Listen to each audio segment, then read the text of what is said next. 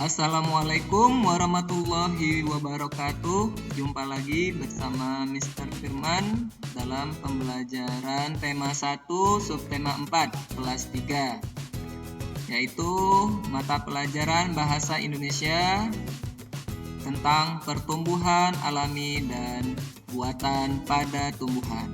Langsung saja ke pembelajaran kita.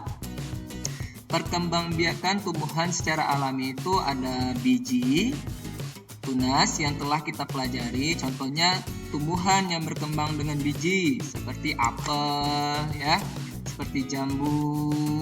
Itu tumbuhan yang berkembang dengan biji. Yang kedua, perkembangbiakan tumbuhan secara alami itu yaitu tunas.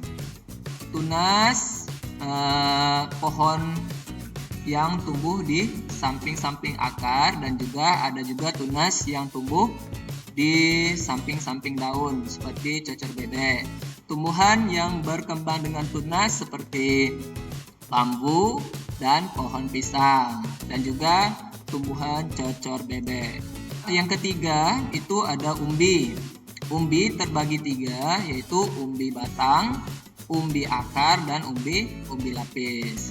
Yang keempat, perkembangan tumbuhan secara alami yaitu dengan spora. Nah anak-anak, pada video saat ini kita akan belajar tentang umbi batang, umbi akar, dan umbi lapis beserta spora pada perkembangbiakan tumbuhan secara alami. Pertumbuhan secara alami maksudnya pertumbuhan tanpa bantu tangan manusia ya. Oke, perkembangbiakan tumbuhan secara alami yaitu menggunakan umbi. Umbi terbagi 3. Yang pertama yaitu umbi batang. Umbi batang itu contohnya kentang dan ubi jalar ya. Kentang dan ubi jalar. Biasanya pada umbi batang cadangan makanannya itu terletak pada batangnya. Maksudnya bukan pohonnya itu. Batangnya itu yang tertanam di tanah kalau umbi batang.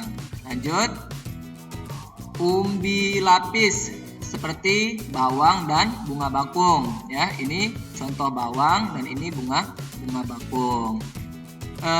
Umbi lapis sebenarnya batang yang membengkak gitu ya, batangnya yang membengkak dan memiliki banyak lapisan. Contoh dari umbi lapis yaitu bawang dan bunga bakung. Lanjut, yang ketiga umbi akar. Umbi akar contohnya seperti wortel dan singkong ya. Wortel dan singkong, di mana umbi akar cadangan makanannya terletak di akar ya anak-anak semuanya. Oke, banyak lagi contoh-contoh tumbuhan yang berkembang biak menggunakan umbi batang, umbi lapis, umbi akar. Silakan anak-anak cari di buku atau di internet. Perkembangbiakan tumbuhan secara alami. Yang kedua yaitu perkembangbiakan secara atau menggunakan spora. Yaitu yang pertama adalah tumbuhan pakis ya. Tumbuhan pakis itu berkembang biak dengan spora. Sporanya terletak di belakang daun. Ini bukan biji ya anak-anak. Ini spora. Apabila sporanya menyebar, dia akan menjadi tumbuhan pakis baru. Yang kedua tumbuhannya adalah tumbuhan jamur. Jamur juga berkembang biak dengan spora. Sporanya berada di sini, di lingkaran kepalanya ini. Oke, anak-anak semuanya. Lanjut, mencangkok tanaman. Mencangkok tanaman itu perkembangbiakan tumbuhan secara buatan, yaitu menggunakan bantuan manusia. Perkembangbiakan dapat melalui tunas dan umbi. Beberapa jenis tanaman juga dapat dikembangbiakan dengan perkembangbiakan buatan. Perkembangbiakan buatan adalah perkembangbiakan tanaman dengan bantuan manusia.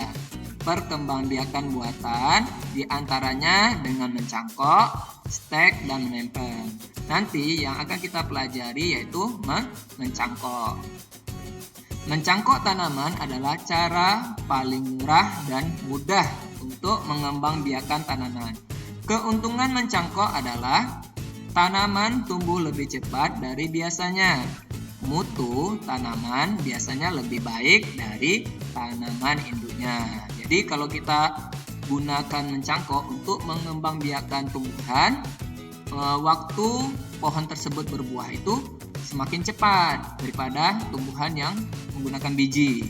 Lanjut, kekurangan tanaman hasil cangkokan adalah lebih mudah roboh.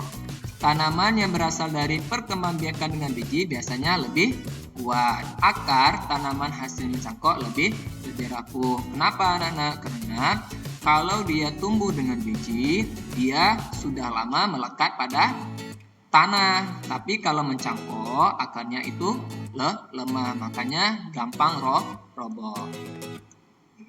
Cara mencangkok tumbuhan. Alat-alat dan bahan-bahan yang perlu disiapkan adalah pisau, sabut kelapa atau plastik, tali, dan sedikit tanah yang dicampur pupuk kandang. Langkah-langkah untuk melakukan pencangkokan sebagai berikut. Nah, yang pertama kita cari dahannya ya. Oke, pilih cabang atau dahan pohon dengan ukuran sedang. Kupas dahan hingga bersih dari kulit dan lendir, kira-kira sepanjang 5-9 cm. Lanjut, yang kedua, tutup luka pada dahan dengan tanah yang subur ya, dicampur dengan pupuk kandang. Intinya ini nanti akan ditumbuhi akar di sini, anak-anak. Lanjut. Bagian yang C, kemudian bungkus tanah dengan sabut kelapa atau plastik, lalu diikat dengan tali supaya tanahnya tidak jatuh kena air ya, makanya dibungkus dengan sabut kelapa atau plastik. Siram, cangkokkan setiap pagi dan sore. Biasanya akar akan tumbuh dalam waktu sekitar 1-2 bulan. Cukup lama ya anak-anak. Setelah akarnya tumbuh banyak, potong cabang dari induknya. Kemudian tanam di tempat yang teduh. Berarti setelah ini setelah cangkokannya mengeluarkan akar, silakan anak-anak potong di bagian sini ya. Potong di bagian sini, lalu ditanam di tempat yang teduh. Oke, anak-anak bisa mencoba mencangkok di rumah. Ingat ya, tumbuhan yang bisa dicangkok itu tumbuhan yang berbiji biasanya, seperti mangga, ya, apel atau jambu. Ya, biasanya di Batam kita banyak pohon mangga. Anak-anak bisa mencangkok pohon mangga.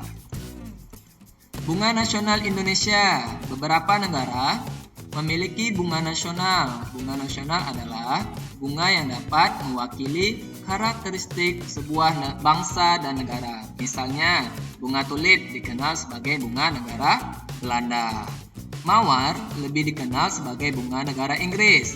Indonesia memiliki 3 bunga nasional. Apa-apa saja? Ayo kita perhatikan. Sebutan lain untuk bunga di Indonesia adalah puspa, ya. Bunga anggrek bulan disebut dengan puspa pesona. Gambarnya seperti ini ya. Ini bunga anggrek bulan. Lanjut. Bunga melati putih disebut dengan puspa bangsa. Gambarnya seperti ini. Ini melati putih. Warnanya warna putih. Lanjut. Bunga Rafflesia arnoldi disebut dengan puspa langka ya, atau disebut dengan bunga bangkai ya, yang ada di hutan-hutan rimba. Nah, karena tumbuhan ini sangat langka, jarang ditemui pada saat ini, makanya disebut dengan puspa langka. Oke, anak-anak, terima kasih telah menonton video Mister. Kalau ada pertanyaan boleh ditanya langsung ke Mister Firman. Assalamualaikum warahmatullahi wabarakatuh.